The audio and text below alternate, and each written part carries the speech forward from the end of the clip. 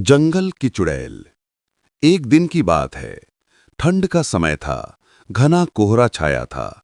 सारे लोग जल्दी कार्यालय का काम खत्म करके घर की तरफ निकल रहे थे।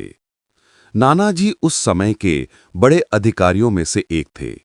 वे उस समय के उच्च वर्ग के लोगों में एक अमीन का काम करते थे।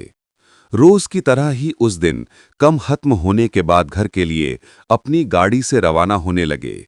रास्ते में उन्हें हाट से कुछ सामान भी लेना था, तो वे और साथियों से अलग हो गए। उन्होंने घर की कुछ जरूरत के सामान लिए और गाड़ी आगे बढ़ा दी। आगे जाने पर उन्हें कुछ मछली बाजार दिखा और वे मछली खरीदने के लिए रुक गए। ताजी मछलियां लेने और देखने में टाइम ज्यादा ही गुजर गया। उनकी जब अपनी घड़ी पर नजर गई तो उन्हें आभास हुआ कि आज तो घर जाने में बहुत देर हो जाएगी और ये सब लेकर घर पहुंचने में काफी समय लग जाएगा।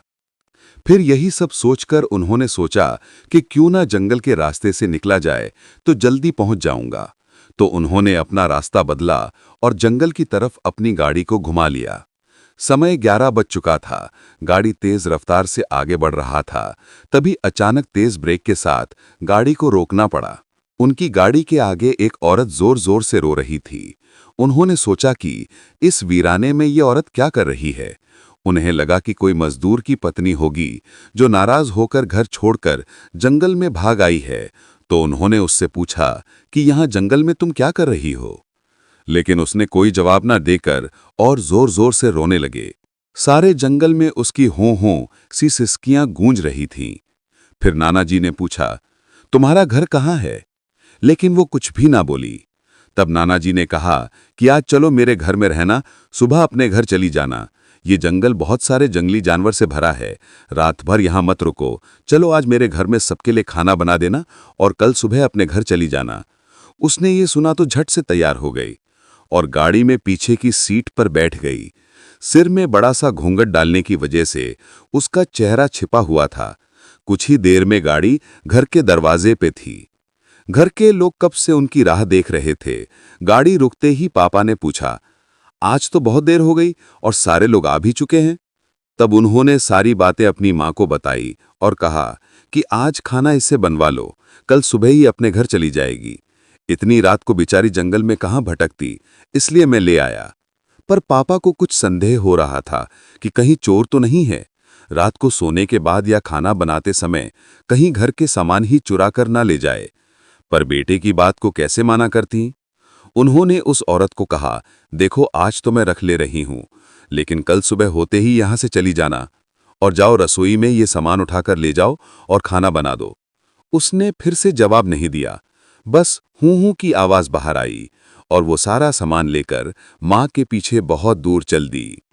रसोई में सारा सामान रखवाकर माताजी ने उसे खाना जल्दी बनाने की सख्त हिदायत दी और वहां से चली गईं। लेकिन उनका मन कुछ परेशान सा था। फिर 10 मिनट में रसोरे में उसे देखने चली गईं कि वो क्या कर रही है और उसका चेहरा भी देखना चाहती थी। लेकिन वहां पहुंची तो देखा कि वो मछलियों का थैला निकाल रही थी। उन्होंने बहुत जोर से गुस्से में कहा, यहां सब खाने का इंतजार कर रहे हैं और तुम अभी तक मछलियां ही निकाल रही हो। कल सुबह तक बनाओगी क्या? उसके सिर पर घूंघट अभी भी था, तो चेहरा देखना मुश्किल ही नहीं, नामुमकिन था। उन्होंने उससे कहा, तुम जल्दी से खाने की तैयारी करो, मैं आग सुलगा देती हूँ, काम जल्दी हो जाएगा। और वे जल्दी से चूल्हा जलाने की तैयारियां करने लगी। लेकिन साथ ही वो उसका चेहरा देखने की भी कोशिश कर रही थी। लेकिन वो जितना देखने की कोशिश करती वो और पल्लू खींच लेती। अंत में हार कर वे बोली, देखो मैंने आग सुलगा दी है, अब आगे सारा काम कर लो, कुछ जरूरत हो तो बुला लेना। लेकिन वो फिर कुछ नहीं बोली। अब उन्हें लगा कि यहां से जाने में ही ठीक है, वरना मेरा भी समय खराब होगा और हो सकता है अनजान लोगों से डर रही हो। ये सब सोचकर उन्होंने उससे कहा कि मैं आ रही हूं, जल्दी से खाना बनाकर रखना, और वहां से निकल गईं। मन अभी तक परेशान ही था, कभी अपने कमरे, कभी बच्चों के, कभी बाहर सबको देख रही थी, कहीं कुछ अनहोनी ना हो जाए। 1 मिनट भी आराम से नहीं बैठ पाईं। अभी 5 मिनट ही हुए थे, पर उनके लिए वो घड़ी पहाड़ सी हो रही थी। समय बीत ही नहीं रहा था। 8 मिनट बड़ी मुश्किल से गुजरे और वे तुरंत ही कुछ सोचकर रसोई की तरफ दौड़ी और वहां पहुंचकर आया जैसे ही उन्होंने रसोई घर का नजारा देखा, उनकी आंखें फटी की फटी रह गईं। उनके पैर बिल्कुल ही जम गए, ना उनसे आगे जाया जा रहा था, ना ही पीछे। उनके हृदय की धड़कनें रुक रही थी। वो औरत रसोरे में बैठकर सारी कच्ची मछलियां खा रही थी। सारे रसोरे में मछलियां और खून बिखरा पड़ा था। उसके सिर से घूंघट भी उतरा पड़ा था। इतना खौफनाक चेहरा आज तक उन्होंने नहीं देखा था। बाल, नाखून सब बड़े हुए थे। मछलियां खाने में मगन होने की वजह से उसे कुछ ध्यान भी नहीं था और खुशी से कभी दो वो आवाजें भी निकाल रही थी। हूं हूं की आवाजें गूंज रही थी। रसोरा पिछवाड़े में होने की वजह से और लोगों का ध्यान भी इधर नहीं आ रहा था। माँ को भी कुछ नहीं समझ आ रहा था कि चिल्लाने से कहीं घर के लोगों को नुकसान न पहुंचाए। वो चुड़ैल से अपने घर को कैसे बचाए, उन्हें समझ नहीं आ रहा था। बस भगवान का नाम ही उनके दिमाग में आ रहा था। अचानक वे आगे बढ़ने लगी उसकी तरफ और झट से एक थाल लिया और चूल्हे की तरफ दौड़ी। उस चुड़ैल की नजर भी पापा पर पड़ चुकी थी, तो वो भी कुछ सोचकर उठी अपनी जगह से। माँ कुछ भी देर नहीं करना चाहती थी। उन्हें पता था कि आज अगर जरा सी भी लापरवाही हुई तो अनहोनी हो जाएगी।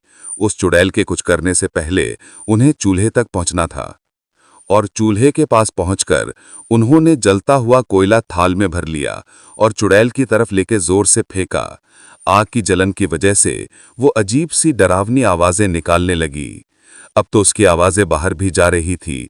सारे लोग बाहर से रसोरे की तरफ भागे। वो चुड़ैल जोर से हूं हूं जोर की आवाज निकाल रही थी और पूरे रसोरे में दौड़ रही थी और माताजी को पकड़ना भी चाह रही थी। लेकिन अब सारे लोग रसोरे में आ चुके थे। काफी लोगों की भीड़ देखकर वो और भी डर गई थी। लोगों की भीड़ को थेलती हुई वो बाहर जंगल की तरफ भाग गए और सारे लोग ये मंजर देखकर डरे सहमे से खड़े थे और मन ही मन माताजी की हिम्मत की दाद दे रहे थे। तो ऐसे छूटा चुड़ैल से पीछा।